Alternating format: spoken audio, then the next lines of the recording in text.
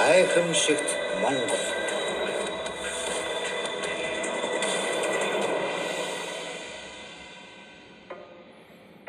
Монгол соёлын бие төв хадны бичээс буган хөшөө.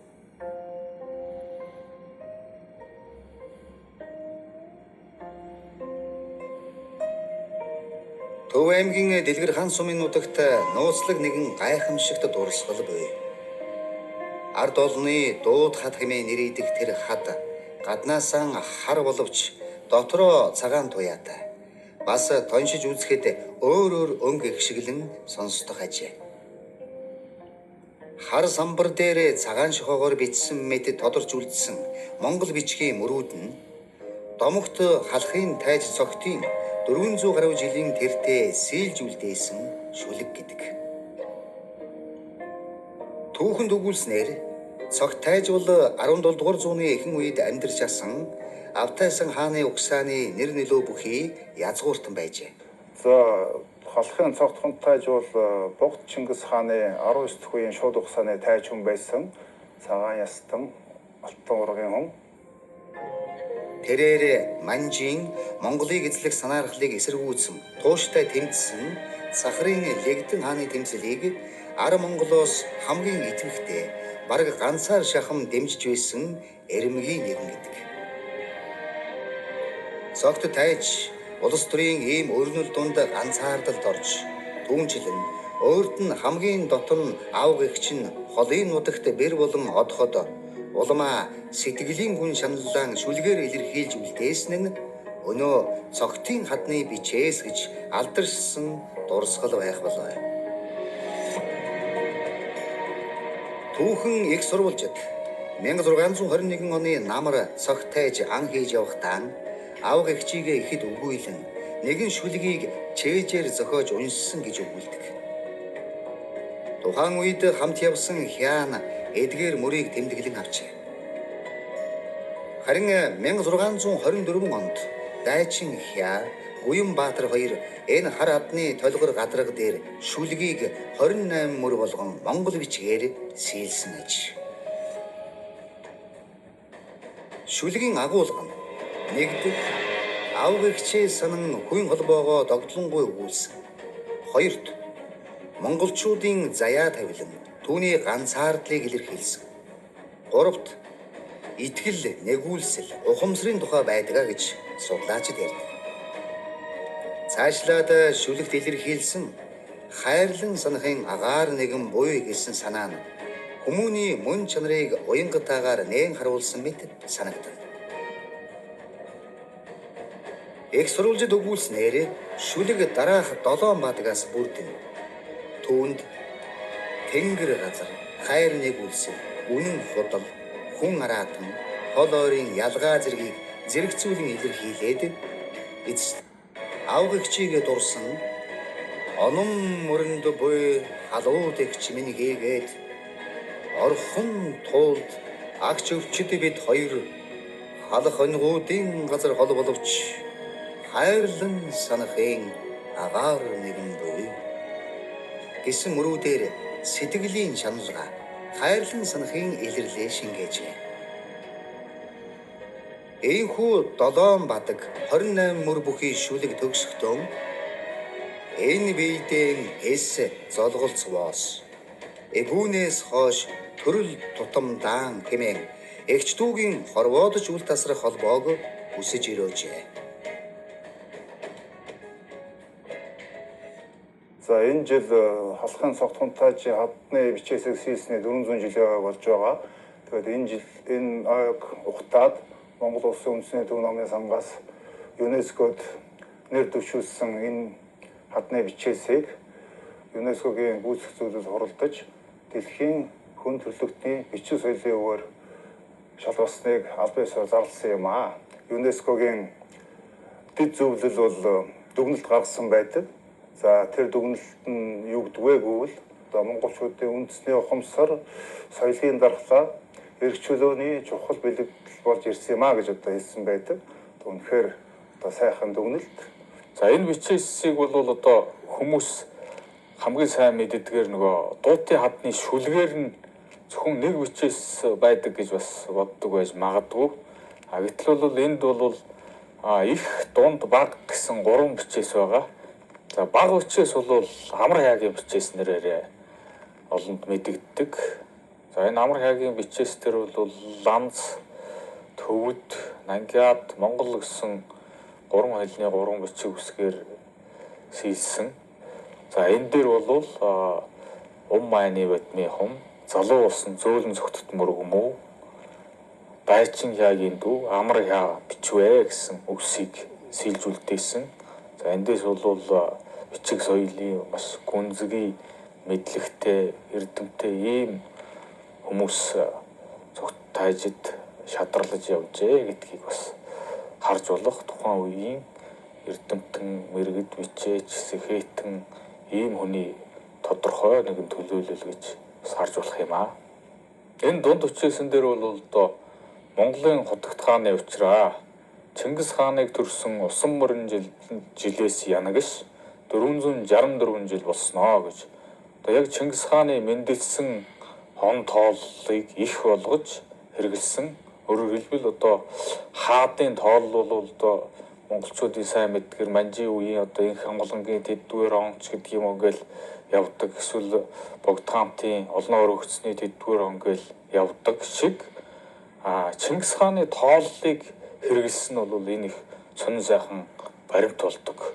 Эндээс юуг харж болох вэ гэхээр буцаагаад Чингис хааны мэндэлсэн он тооллыг бас зөрүүтэйгээр тэмдэглэсэн явдалд бас энэ бичээс хариу болдог. Ер нь энэ Чингис хааны тооллыг хэрэгэлсэн одоо сурвалжууд бас одоо Иохан улсын судраас авахуулаад бас ийм сурвалжууд байдаг. Энэ бол дан ганц цаг тайжийн гунгийн илэрхийлэл бос. Монгол бичгийн уран сэтгэмж, нүүдэлчдийн ах үе, үе олон үедж тасрахгүй. Төрөл тутамдаан туслалцах өгүүлэмжийг шингээсэн оюун санааны өв. Байгалийн үйл явц хүний болгоомжгүй үйлдэлээс болж эл дурсгал арилж гэмтэж болцшгүй юм. Зарим хэсэгт нь саваагүй тэгээдүүд зураг зурх, сараачих явдал гарч өөрсдийн нэр ус мөрөө үлдээсэн байх нь ойгутам. Одоо тэнд юм сэлсэн, бичсэн одоо нөхөд бол одоо бидний дунд яваа. За одоо тэр 1960 он гэж бичсэн нөхөр бол одоо буйд буурлын дүр товраад одоо бидэнд сургаал айлдаад явж иж мэдгэл юм дээ. Тийм учраас одоо энэ балмад явдлыг одоо даруй зогсоож одоо сэргийн зовслох арга хэмжээ авахгүй бол одоо нөгөө ирэм иранаараа алдарсан одоо тэр тайхар чулуу шиг одоо гадаа дотоодын жуулчдын одоо хайр хүндлэл биш одоо инээдэм хөргөдөг газар бол шоврох юм аюул байна. Тиймээс энэхүү хадны алдрыг мэдэх зорж ирсэн хэн боловч санамсаргүйгээр эвдэж бус сэтгэлийнхэн утсыг хөглөж шүлгийн үгсийг эргэн нуршин үндэснийхэн түүх соёлд дээдлэн сөгдөх учиртай.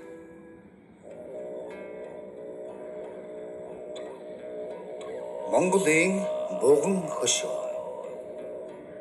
Эзэн Чингисийн үлгийн нутагт өв соёлын түүх, хүн төрөлхтний соёл иргэншлийн чухал өвийг шингээсэн хөшөөнүүд байдаг. Энэ бол буган хөшөө. Буган хөшөөг анх харахад зүгээр л чулуун хөшөө мэт санагдаж болохч түүний ард эртний нүүдэлчдийн түүхийн гүн гүнзгий өгүүлэмж, урлагийн гайхамшиг, соёл иргэншлийн шинж тэмдэг байдаг. Энэхүү дурсгалт зүйл нь зөвхөн Монголд бус хүн төрөлхтний өв соёлын бит үнэт өв болж дэлхийд алдарсан юм. Буган хөшөө гэдэг нь борж хүрмэн чулуугаар бүтээгдсэн. Ихэвчлэн 1-4 м өндөртэй, нүүрэн талдаа нарийн ур хийцтэй дүрслэлүүдтэй хөшөөнүүдийг хэлдэг. Тэдгээр дүрслэлүүдийн гол элемент нь бугын зураг. Энэ нь тэдний их үүсвэр болсон юм. Гэхдээ буган хөшөө бүхэнд бугын зураг байдаггүй. Зарим нь зөвхөн зэр зэвсэг, бүс эсвэл наран шүтээний дүрслэлтэй байдаг. За ингээд тэр дүрслэл болон дүрслэлгүй нийт буган хөшөөнүүдийг яагаад бид нар буган хөшөө гэж нэрлээд нэг юм одоо төрөл багтаагаад байна вэ гэхээр энэ бол өөрөө бугуун хөшөөний үндсэн одоо элементүүд тэр дотор бол тухайн баатар эр хүний үндсэн хэрэглэлүүд зэр зэвсэг бүс хүзүүний зүйлтгуур заавал дүрслэгдсэн байдаг. За мөн дээр нь бол тэр зарим талаар бол эм гэж нэрлэдэг байгаа. Одоо наран дүрстэй тэр эмийн дүрслэл заавал байд юм а. Ийм учраас бүгдийг нь бугуун хөшөө гэдэг ангилд оруулдаг. За нэр томьёоны хувьд бол олон янзаар ярьдаг юм. Зарим нь бол бугуун хөшөө, зарим бугуун чулуун хөшөө гэдэг, зарим хүмүүс болохоор бугуун гэдгийг нь бол хашлтанд хийж хэрэгжилж яадаг. Гэхдээ бол Монголын археолог тогтсон одоо үндсэн нэр томьёо бол бугуун хөшөө гэдэг ийм нэр томьёо тогтсон байна. Монголд бугуун хөшөөг судлах ажил 100 гаруй жилийн түүхтэй. Анх Оросын судлаачид Баян-Өлгий аймгийн Сакса сумын Даян нуурын хөндийгөөс бугуун хөшөө илрүүлж энэ салбарын судалгааны эхлэлийг тавьсан юм. 2023 онд бугуун хөшөөг ЮНЕСКОгийн дэлхийн өвийн жагсаалтанд албан ёсоор бүртгэсэн билээ. Монгол орны өнцөг улам бүрд бугуун чулуу байх бөгөөд баруун аймагуудаар харьцангуй олон тооны томоохон цогцлбор хэлбэрээр байдаг нь тодорхойлогдсон. Гэвч төвийн болон зүүн аймагуудад ч бас цөөнгүй бугуун чулуу илэрсэн. Тухайлбал Увс, Ховд, Баян-Өлгий, Алтай нурууны орчим өндөр уулын бэл, уудам талд ганц нэгээрээ эсвэл бүлэг хэлбэрээр байдаг. Хөвсгөл, ар хангай, завхан. Хангаан бусын өндөрлөг, голын дагуу суурьшсан хуучин нүүдэлчдийн дахлын газар байж болох хэсэгт сугларан оршдог. Төв, өвөр хангай, баян хонгор. Гол мөрний бэлчир, жалгын дэнж, үе дамжсан дурсгалт газруудад зарим бугуун чулуу нэлээд эвдрэлд орсон ч өнөө хүртэл тодоор үлджээ. За одоо судалгааны түвшин бол сүүлийн 20-30 жил маш идэвхтэй судалгаа явуулсны үр дүнд нийтдээ 1350 гаруй бугуун хөшөөг бол илрүүлээд байна Монголоос. За хэлийн чандад бас 350 гаруй бугуун хөшөө байгаа. Ингэхээр бол 1700 орчим бугуун хөшөө дэлхий дээр байдаг юм байна. За 80% нь бол ерөөс цэвэр Монгол улсын нутагт байждаг. За тэр дотроо бол хамгийн одоо үзэмжтэй, хамгийн гоо зүүн хувьд хамгийн сайн, хамгийн өндөр түвшнээс сэлбэртэй, хамгийн том хэмжээтэй, хамгийн олон одоо бугуун хөшөө бүхий зогсолборууд бүгдээрээ Монгол улсын нутагт байдаг. За ийм ч учраас бол бугуун хөшөө бол үнэхээр Монголын эртний соёлын хамгийн одоо төлөөлөл болж чадах үз. За миний хэлж байгаагаар бол бэлэгдэл дүр байна.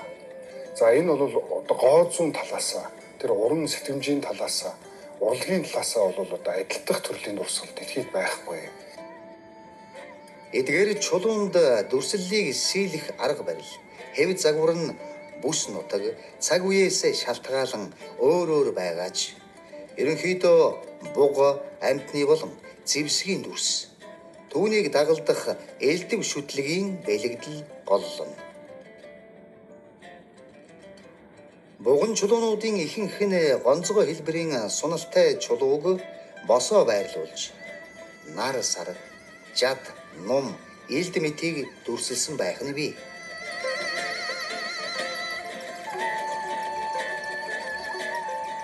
Харин хамгийн гол онцлог бол буг амьтны уран тансаг сэлбэр юм. За бугуун хөшөөний утга агуулгыг хүмүүс их сонирхдог. Яагаад ийм олон, ийм гоё, ийм том хэмжээтэй чулуун хөшөөнүүдийг гинт бүтээх болов? Өмнөх үед нь яагаад байхгүй? Түүний дараа яагаад байхгүй болчих вэ? Алга болчих вэ? гэдэг ийм асуулт байдаг. Тэгэхээр үүнийг ярихын тулд одоо хүрлийн үе гэдгийг ойлгох хэрэгтэй байна. Хүрлийн үе бол Хөнөөгөөс өмнөх, хөнөөгөөсөө бас дахиад нэг 500 жилийн өмнөх нийтдээ 3000 жил үргэлжсэн маш урт удаан хугацаа байна. Тэгэхээр энэ одоо 3000 жилийг төсөөлөд бодох юм бол одоогоос 3000 жил гэвэл хүрлэх үеийн төгсгөл дээр очиж байгаа байхгүй. Тэгэхээр ийм асар эртний алс хол хугацаа байна. За энэ хугацаанд бол хэд хэдэн чухал үйл явдал явагдсан байна. Юуны өмнө нүүдлийн мал аж ахуй төлөвшин тогтносон. Ингэснээрээ монголчуудын үгдээс өнөөдрийн монголчууд хүртэл өвлөгдөн уламжлагдсан манай үндэсний одоо гол аж ахуйн хэлбэр маяг бол тогтсон байдаг. За хоёрдугаарт анхны төр ус бий болсон байна. Энэ нүүдлийн мал аж ахуй манай эрсдэс ийм хатуу ширүүн байгаль орчинд бол хамгийн зохицсон, хамгийн оновчтой аж ахуйн хэлбэр байсан. За нүүдлийн мал аж ахуйтайгаа холбогдоод нүүдлийн соёл иргэншил гэдэг зүйл бий болж байгаа. Энэ аж ахуй маань өөрөө хүмүүсийн амьдрал ахуй, хэм маяг, сэтгэлгээ бүх зүйлийг зохицуулж яадаг байна. Иймээс бол нүүдлийн соёл иргэншил гэдэг зүйл одоогоос нэг хүрлийн үе гэж ярих юм бол 50,000 жилийн өмнө за анх үүссэн гэж ойлгож байна. За тэгэхээр аж ахуй төр улс. Тэгээд үүнтэй холбогдуулаад соёл иргэншил. Ийм чухал зүйлүүд бий болсон байна. Тэр дундаа бол соёл дотор би урлагийг онцлох гэдэг. Богино өшөөндөр бид нар бол тухайн үеийн нүүдэлчдийн, түрүү үеийн нүүдэлчдийн урлагийн одоо охиманлаг харж болно. Тэр амтныг одоо ингээд загварчилсан хэлбэрээр дүрсэлдэг. Энэ арга бол чулуун дээр одоогоос 3200 орчим жилийн өмнө бий болсон байдаг. За энэ нь бол сүүлдээ хүрлийн төгсгөл төмөр засгийн түрүү үед болоход бол англи дээр төгссөн нийт нүүдэлчдийн ертөнц даяар түгээд хожим бол Скип Сибирийн амтны загварт урлаг гэж алдарсан байдаг. Гэхдээ энэ урлаг бол анх Монголд үүссэн гэдэг нь бол богино өшөөний бүгдлийн судалгаа. Тэр дундаа байгалийн шинжлэх ухааны аргаар тогтоогдсон он цагийн аргуудаар бол нарийн сайн тогтоогдсон байдаг. Иймээс бол энэ амтны загварт урлаг буюу нүүдэлчдийн зүгээс хүн төрөлхтний урлагийн сан хөмрөгт оруулсан хамгийн том хувь нэмэр болсон энэ амтны загварт урлаг гэдэг бие даасан урлагийн төрөл бол анх Монгол нутагт 3200 орчим жилийн өмнө бий болсон байдаг юм аа.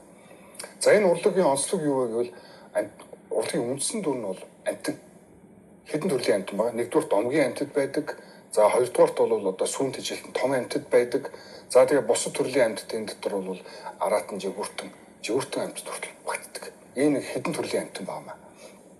За энэ дотроос бол хамгийн одоо олон тоотой дүрслэгдсэн бол адуу, буг, зэрэг одоо том битэй одоо амтд байна.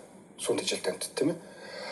За эдгээрийг бол дүрсэлдэг арга нь бол одоо бас бидний ойлгодог реалист урлагаас нэлээд өөр. Тухайн амтныхаа одоо хамгийн онцлог шинжүүдийг тоолгон дүрсэлдэг. Яг биеийн харьцааг нь харах юм бол биеийн харьцааг нь эвдсэн юм шиг. Биеийн харьцааг нь илэрхий өөрчилсөн байдаг. Тэгсэн мөртлөө тухайн амт нь заавал танигддаг. Тэгэхээр энэ урлагийн онцлог бол урлагийн одоо дүрслэхүүн арга онцлог бол тэр тухайн амтныхаа онцлог дүрийг онцлог шинжийг нь бол тодруулан гаргаж өгдөг. Ийм одоо онцлогтой ийм гайхалтай урлагийн төрөл байгаамаа. За энэ бол ийм хэмжээний урлаг бий болно гэдэг бол үнэхээр нийгмийн сэтгэлгээ тэр ертөнцийг үүсэх үзэл, шашин шүтлэг тэгээд ер нь нийгмийн зохион байгуулалт төр улс өндөр түвшинд хүрснийг бол харуулж байна. Дээд талд эврэн ихэд нарийн хэлхээтэй мэд дүрслэгдэх тохиолдол илбэг. Мөр түүний биеийг ганц шулуун эсвэл давхар зураас гурвалжин дүрсээр илэрхийлэх нь ч байна. Яг түүхчлэгт бол тогтсон одоо баримтж байгаа үзлэр бол Монгол нутагт үүссэн анхны төр ус бол хүннүгөө үед үүссэн гэж үздэг. Одоогоос 2000 жилийн өмнө. Бидний одоо гаргаж байгаа шинэ таамаглалаар бол дахиад 1000 жил урагшлуулж байгаа юм. 3000 жилийн өмнө төр ус бий болсон байна. Яагаад ингэж үзэж байгааг бол хүннүгийн одоо хүннүгийн болон ер нь хажуу дунд зууны Монголын хэзэн төрний үеийн төрийн одоо үндсэн шинжүүдийг ингээд ялгаж тогтоогоод үүнийгээ одоо тэр богино өшөө хэрэгсүүрийн соёлын одоо хүн амын одоо бүтээсэн соёлтой харьцуулан үзэхэд бүх шинжээрээ хангаж байгаа. Тэр төрийн нэгдсэн зохион байгуулалт. Үзэл санааны нэгдмэл байдал, урлагийн нэгдмэл байдал. Тэгээд тэр одоо үлдээж байгаа археологийн өв дурсгалуудынхан одоо нэгдмэл буюу стандартчсан байдал. Энэ болгон бол энэ хүрлийн үед ажиглагдсан. Хүрлийн хожим үед. Ийм учраас бид нэр одоо түүхэн нэрэн дурддагаагүй, нэрэн тэмдэглэж үлдээгүй боловч хүннүгээс 1000 жилийн урд богино өшөө бүтээсэн тэр арт хүн бол төр улстай болсон байсан байна гэдгийг бол таамаглан үзэж байгаа. Түүхийн эдгээр эрен үед Монголын нутагт хүчирхэг нүүдэлчдийн овг аймагуд оршин тогтнож, байгалаа шүтэж, агнуурын ахуй болон мал аж ахуйг хослуулан эрхэлж байв. Тэр ахуй соёлд үндэслэн тэд дээд өвөг дээдсээ, шүтэн сахиусаа, байгаль дэлхийд өргөх тахилга зан үйлээ, буган чулуу босгох хуйгаар илэрхийлдэг нэгэн зан заншлыг хөгжүүлсэн бололтой. Буган чулууны анхны хийцээс харахад ихэнх дүрслэл нь бугыг голлож буйна. Тухайн үед бугын бэлэгдлийг чухалчилдгийг илтгэнэ. Буган яагаад вэ? Энд яагаад бид нэр буган махтай гэж болно. Ангурын дотор тий хүнсний хувьд бол махны хувьд мандаг ам байж. Тэгээд түрүүн бид нэр янгир гэж ярьсан шүү дээ. Янгир хамгийн чухал ам байж хамгийн янгир яагаад вэ? арга л хамгийн хувьд тийм. Шүтээний хувьд бид нэр чоныг их шүтдэг. Тэгвэл чонон өшөөгөө чоныг яагаад үсэ? Энэ өхнөөс бид нар хараад яагаад чухамдаа. Дурсгалыг яагаад бүтээсэн хийгээ түүний утга агуулгын тэр дотоод яагаад энэ рүү бид нар тэр хүмүүсийн оюунс яагаад бүтээг гэдэг рүү бид нар орохын тулд түлхүүрээ зөв сонгох хэрэгтэй. Тэр бугыг бид нар анзаарах юм бол хошуу нь ангархай байгаа. Буг хөшин дээр тэр бугнууд урамдж байгаа бугал. Урамд хоромдохдоо буг хизээ урамдсан бэ гэхээр намар яг үгүй. 9 сарын дундаас 10 сарын дунд бид нар намрын дунд сар яг 20-ын сар. Нөгөө талаар чухамдаа яагаад буг гэдэг дээр бас анзаараад үзэх юм бол буг их сонио амт. Тулмайтай амтнуудын ивэр ундаггүй бол буган дээр ивэр нь ундаг. Хүйсийн диморфизм гэж бий. Хүйсийн диморфизм гэхээр эрэм нэгэн зүйлийн амьтдын эремүүдийн хоорондоо өөр байх чанар. Нөгөө шавжнаас ахвал олон амьтдад байдаг эрэгтэй эмэгтэй хүмүүсийн хооронд ч гэсэн. Буган дээр юу вэ гэсэн чинь эмэн нэцээж ивэр байхгүй. Буг согоно. Тэгвэл буган хөшөөн дээр эр бугыг төрсөлсөн байна. Энэ буг бол намрын буг. Яг энэ үе дээр өвөг дээдстэйгээ холбогддог маш том зан үйл явагддаг байж гэж хэлж болно. Энд юу гэхээр бид эртний урдын цаг дээр монголчууд намар шинэ жилээ тэмдэглэдэг байж эднэр гээл ярьдаг. Хамгийн их найр наадмаа хийдэг, ураг төрлөө баталгаажуулдаг хамгийн гол том уулзалт нь намар болдог. Амтнанч тэр нөгөө л мааланч тэр бүгд таргалцсан эрчтэй хүчээ авчсан. Тэгээд нэг сайн хормилдож өгөө тарж үүлж өгөөд зунан нэр гэж хүчээ сэлбэж нэг найр наадам хийж хагаад намар нь хамгийн том зан үйлүүд явагддаг байж. Энэ л зан үйлээр хүрлийн үе дээр өвөг дээдс тэр онгодуудад захиалга өгч гэсэн үг л дээ. Бугын урамдах цагаар тэр дуунаар дугаар дамжуулаад тэр өвөг дээдстэй тайлбар тахилаа өргөх юм л дээ. Холбогдох дуугаар дуун тэмдэгтэр. Хөшөө буган хөшөө өөрөө тэр онгодууд буган хөшөөндөө буцаж ирэх боломжтой цаг хугацаанд тэр намрын ойлголт. Овг аймаг бүгдээрээ цуглаж байсан. Тэр тайлбар тахилыг хийхийн тулд Овг аймгийн урлаачид эрт урднаас тэрийг бэлж гин гэсэн хөшөөг. Тэгээд босгодог. Тэгээд тэр намар олгон тэр гайхалтай тэр том зан үйлийг хийлдэг. Тэр бүхний хамгийн чухал эрхэмлсэн тэр холбогч тэр амтан бол буг болж тарах гэдэг. За энэ мэтэр тайлбар цаашаа үргэлжлэнэ. Зарим буган чулууны багахан талбайд илд, хутга, бамбай дүрслэхийг баатар эр, дайчин угтгуунтай холбоотой шүтлэг дээдэлсэн соёл гэж үзэх нь бий. Өөрөөр хэлбэл эдгээр чулуунд тухайн овгийн домогт баатар, их удирдагч, эсвэл гал тахилгын дурсгал байж болох юм. Зан үйл талаас нь авч үзэхэд буган чулууны орчимд хүний булш, хэрэгсүүр зэрэг оршуулгын байгууламж олноор тохиолдог.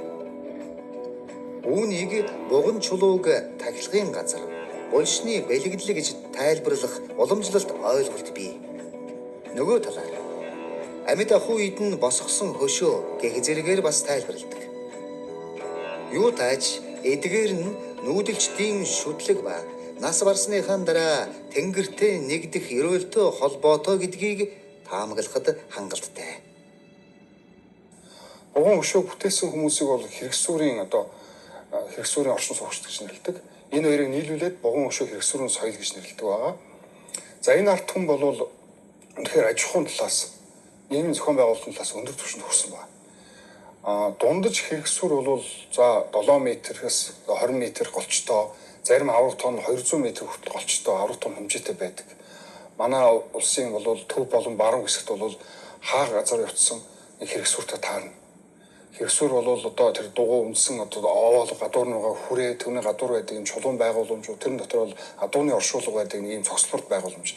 Тэгээд зарим хэрэгсүүр дээр бол буган хөшөө байдаг. Ингээд энэ хоёр нийлээд нэг ард түмний бүтээсэн ийм одоо шашин шүтлэгийн оршуулгын ийм цогц байгууламж байд юм аа. Зарим хэрэгсүүрт 2000 гаруй адууны яс олдсон нь тухайн үеийн нийгмийн зохион байгуулалт, аж ахуйн хөгжлийг харуулдаг. Монголын буган хөшөөний соёл нь зөвхөн Төв Азад бус дэлхий даяар төгс юм. За профессор Очиргон удирдлагаар 2013-аас 15 онд Монголын археологчид монголчуудын угсаа гаруулыг археологийн талаас судлах нь гэсэн төслийг бол хэрэгжүүлсэн байгаа, амжилттай хэрэгжүүлсэн. За энэ төслийн үр дүн нь бол юу вэ гэж харсан бэ гэвэл одоогоос 3000 орчим жилийн өмнө дөрвөлжин бушин соёлын хүрээнд монголчуудын удмын сангийн цөм бүрдсэн байна гэдгийг тогтоосон. Энэ бол бас хүнүүгээс 1000 жилийн өмнөх асуудал. Тэгэхээр монголчуудын одоо шинжлэх ухааны үүднээс баттай тогтоогдсон удмын сангийн үүсэл бол 3000 жилийн түүхтэй болж байгаа юм. За энэ үед бол тэдэнтэй зэрэгцээ бугун өшөөний хэрэгсүүрийн хүн ам оршин суужсэн. Энэ хоёр соёл бол гэхдээ нэгнтэйгээ нийлээд хожмын одоо дунд зууны монголчуудыг бүр төлөхөд бас хоёр талаасаа нийлсэн юм байна. Тэгэхээр бугун өшөө хэрэгсүүрийн соёлыг бол бид хүнээс үзэхгүй. Энэ бол монголчуудын бүтээсэн соёл байна. Энэ газар орнд бүтээгдсэн хожим бол харин дэлхийд даяар энэ соёлоо түгээсэн хүмүүс. Бугун өшөөний зарим хэсэг бол нийтийн тооллын 8 дугаар зууны буюу одоогоос 2800 орчим жилийн өмнө Монгол нутгаас гадагшаагаа тэлсэн байна. Зарим хэсэг нь Алтай, зарим хэсэг нь Минүсийн хотгор, зарим нь Туваа, зарим хэсэг нь бүр одоо алс баруун зүг рүү хар тэнгис, Ижин мөрний сав газар хүртэл тэлсэн байдаг. За тэнд бол бугун өшөөний соёлыг аваачсан. Тэр хүмүүсийг бол кимэрчүүд гэж нэрлэдэг. Түүхэнд бол тодорхой нэр нь орцсон байдаг. Энэ бол одоо нүүдэлчдээс Төв Азийн нүүдэлчдээс баруун зүг рүү одоо тэлсэн анхны одоо том тэлэлт байдаг. Үүнээс хойш бол бүр 5 удаагийн том тэлэлт явагдсан. Хамгийн сүүлд бол одоо манай халингууд баруун зүг рүү ижил мөрнөлөө нүүсэн шүү дээ. Тэр түүх бол ингээд 5 удаа давтагдсан байдаг юм аа. За инхээр бол энэ соёл бол өөрөө Монгол нутагт үнэхээр бүтээгдсэн монголчуудын өвгдөөс ийм соёл гэдэг нь шинжлэх ухааны үүднээс тогтоогддог.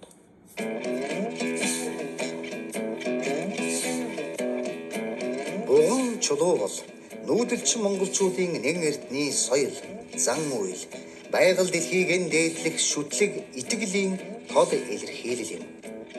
Түүнд шингэсэн бугын дүрслэл, нар сар, зэвсэг, бэлэгдэл бүхэн нь орчлон ертөнцийг таних үзэл, дотоод мөн чанарын урлан билээ. Дөрвөн улирлын эрсдэс уур амьсгал, улиран өнгөрөх он жилүүдийн салхи шуургыг ажирлгүй давж, өнөөг хүртэл бардам сүндэрлэн буй эдгээр бугун чулуу бол манай өвөг дээдсийн газар шороон дээрэн бичсэн нэгэн ном түүх соёлын чулуун судар гэхэд хэлсдэхгүй. Зарим нь ганцаараа, зарим нь бүлгээр огторгууд чиглэсэн мэт болсон байх нь санаанаас гаршгүй гайхамшигыг бидэнд мэдрүүлнэ. За бугун өшгөн дээр тэр бугын дүрслэлүүд бол ихэвчлэн одоо дээшээ тэмүүлсэн. Одоо баруун дээд гарлуу ихэвчлэн тэмүүлсэн байдалтай. Тэгээд тэр буг маань ерөнхийдөө бол богинохон хөлтөө эвэр нь бол их том. Ингээд нэг хушуу нь бол шууны хушуу шиг юм урт хушуу. Бодит хушуу биш үү. Энэ бол нэлээд юм шуу буг хоёрын нийлэг дүр шинжтэй байна. Үүнээс үзээд бол зарим одоо эртний соёл судлаачид бол бугун хушуу бол энэ нөгөө нас урагчийн сүнсийг нөгөө ертөнц рүү тэнгэр рүү авч явж байгаа. Тэгээд бугун дүрст орсон. Тэгээд одоо жигүүртэн болоод шууж хувирж байгаа ийм одоо нийлэг дүр байна гэсэн таамаг хэлвшүүлсэн байдаг. Нилээн үндсэлтэй. Одоо манай бас домог зүү, манай бөөгийн шашны үндсэл сурталтаа болсон нилээн нийлдэг ийм тайлбар байт юм аа.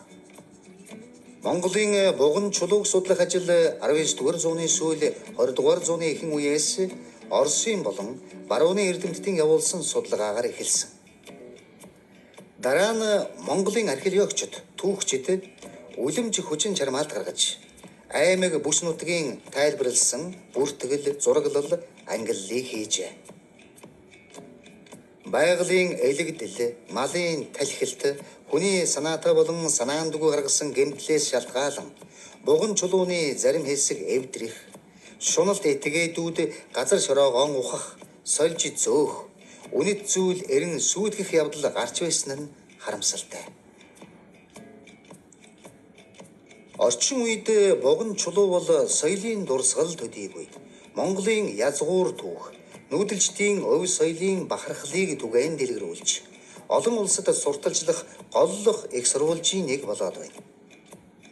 Монгол орныг зорин ирдэг гадны жуулчид байгаль, ах уй соёл, морьтон нүүдэлчдийн онцлогийг сонирхохоос гадна иймэрхүү өвөр мөц түүхэн дурсгал, археологийн гайхамшигыг үзэхийг ч бас хүсдэг. Тиймээс бугун чулууны аялал, Түүх археологийн туур гэх мэт олон улс руу чиглэсэн аялал жуулчлалын бүтээгдэхүүн бий болгоход боломж ихэ. Гэвч зүй зохистой хамгаалалтгүйгээр эдгээр дурсгал арилж гэмтэх аюул ойрхон. Одоогоос 3000 жилийн өмнөх ийм одоо сэлбэртэй ийм баялаг агуулгатай дээр нь ийм олон тоотой ийм том газар нутагт дэлгэрсэн ийм соёл бол нэгч байхгүй байна. Тийм ч учраас бол 2023 онд дэлхийн өвгийн хорооны 45 дугаар чуулганаар Монгол улсын соёлын өвөр нэгээр бүртгэгдсэн байгаа. Одоо манай улсаас бол дэлхийн өвд бол нийтдээ 6 дурсгал байдаг. Үүний 4 нь соёлын дурсгал, 2 нь бол байгалийн дурсгал байт юм а. Ингээд одоо соёлын талаас 4 төв болж бүртгэгдсэн. За энэ үйл явдал бол Монголын одоо соёлын, эртний соёлын судлалд ер нь Монголын соёлд бол маш том үйл явдал болсон гэж үзэж байгаа. Ингэснээрээ бол дэлхийд үнэхээр данстай болж байгаа. За одоо бугун хөшөө бол монголоор овоглогдно. Бугун хөшөө гэвэл Монголыг бодно. Монгол гэвэл бугун хөшөө бодогдно. Ийм одоо ийм нэг холбоос бий болсон байна. Ийм учраас бугун хөшөө бол манай үндэсний одоо ийм бахархалт одоо бэлэгдэлт ийм одоо дурсгал гэж үзэх ёстой. Үндэснэрээ бол энэ хайрлах ёстой, хамгаалах ёстой, хойч үедээ өвлүүлэх ёстой. За нэгэн дэлхийн өв бүртгэгдсэн учраас энэ маань бол ганцхан Монголын өв биш бас дэлхийн өв болж байгаа. Хүн төрөлхтний өмнө бид нар бас хайрлан хамгаалахын үүрэг хүлээж байгаа маа.